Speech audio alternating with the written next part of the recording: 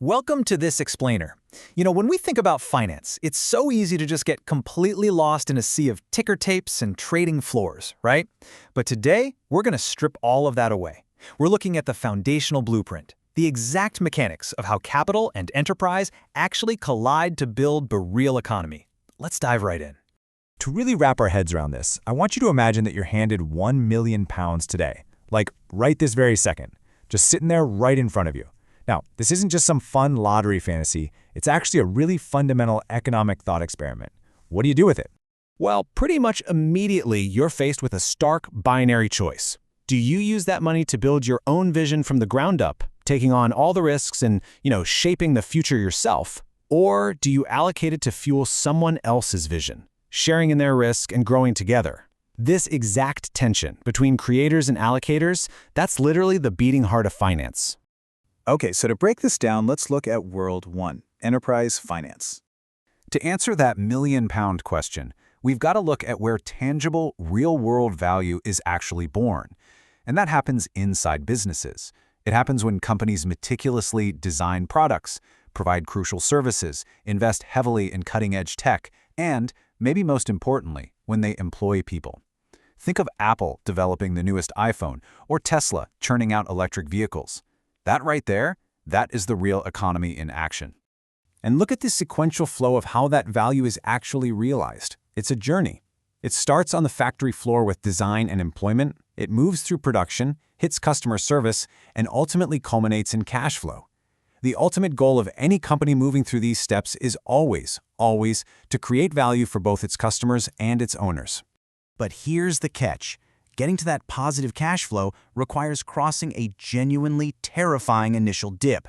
It's often called the Valley of Death or the J-curve. I mean, look at that massive billion-pound downward trajectory. That's the cash required just for research in factories before a single product is ever even sold. Even the absolute greatest ideas out there cannot survive this valley without substantial funding. So the absolutely crucial point to remember here is this. Financial markets do not physically build products. Businesses do. As the saying goes, the stock market does not create iPhones, Apple creates iPhones. But, and this is a big but, Apple, especially in its early days, absolutely relied on the stock market to obtain the vast resources it desperately needed to actually build those phones. Which brings us right to World 2, capital markets. Seeing that massive dip in the J-curve naturally forces a question, right? Where does all that money actually come from? Well, the answer is capital markets. These markets are the vital enablers. They're the mechanism where money moves from those with savings, like households, pension funds, insurance companies, directly into productive investments. It channels those savings into shares, bonds, and other securities, effectively giving businesses the literal fuel they need to grow. When you put them side by side, the contrast is super stark. Enterprise finance is completely focused on physical assets and building business value on the ground.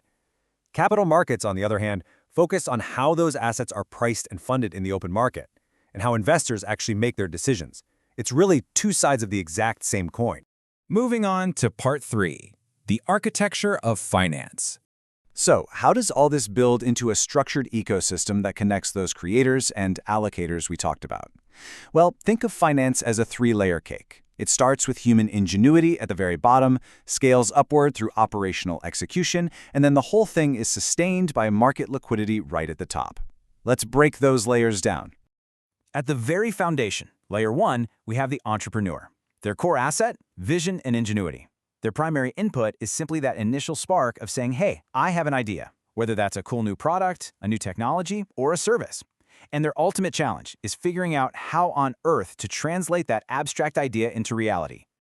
Once that idea actually starts taking shape, we enter layer 2, the enterprise. Here, the core asset shifts to operations and execution, and the input, it shifts entirely from I have an idea to I need resources, because suddenly you need people, you need equipment, tech, marketing. The ultimate challenge at this stage is financing sustainable growth without running out of cash. And finally, layer 3 steps in, the capital market. The core asset here is capital and liquidity. This is where investors arrive and say, I can provide capital, whether that's through buying shares, bonds, or pitching into investment funds. Their ultimate challenge isn't building the product. No, it's the high-stakes game of identifying which businesses actually deserve their capital to generate a return. Which leads us nicely into part 4, the engine of prosperity. Because when these layers finally lock into place, they don't fight, they synthesize. They create this continuous flowing infinity loop. Capital markets function as self-sustaining engines. Over on the left, the real economy turns ideas into value, generating profits and cash flows. Those returns then flow over to the right side, rewarding the investors. And crucially, those very same returns are then reinvested as new capital to fund the fresh innovations of tomorrow back on the left. It's a beautiful cycle. And honestly, this proves a fundamental truth that so many people get wrong. Finance is not a zero-sum transfer of wealth. It's not a game where one person's gain has to be another's loss. No, when the raw entrepreneurial risk from the left meets the massive investor liquidity from the right, they mesh together like gears. And the result? The generation of entirely net new societal value. Ultimately, finance serves as the literal bridge spanning a massive gap. On one side, you've got companies transforming abstract ideas into concrete value. On the other, you've got capital markets transforming idle savings into active investment. By bridging this gap, finance is what allows society to cross over into real-world opportunities, things like new jobs, technological innovation, and broad economic growth. So it naturally raises that classic chicken and egg question, right? Which comes first, the company or the stock market? Well, the truth is, neither exists in a vacuum. Companies create the economic value, but capital markets finance and distribute that value.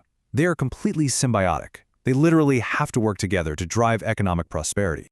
So, bringing it all back to where we started, if you had £1 million today, what's your move? Do you take on the raw risk to shape the future yourself, or do you provide the liquidity to fuel someone else's vision?